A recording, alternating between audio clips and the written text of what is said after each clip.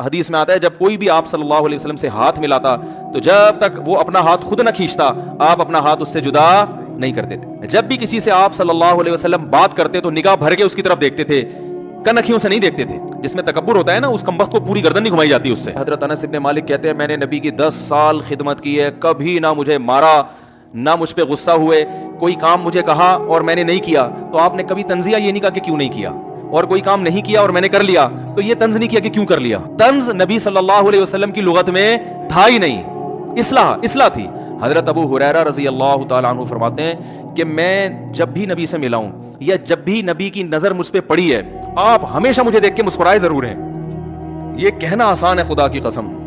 क्यों मुस्कुराए हैं भाई? इसलिए कि आप सल्लल्लाहु अलैहि वसल्लम ने इरशाद फरमाया किसी से मुस्कुरा के मिलना, खंदा पेशानी के साथ मिलना, आपने फरमाया ये भी सदका है। सदके का मतलब क्या होता है? खुश करना ना। तो जब आप किसी से मुस्कुरा के मिलते हैं तो सामने वाला क्या हो जाता है? खुश।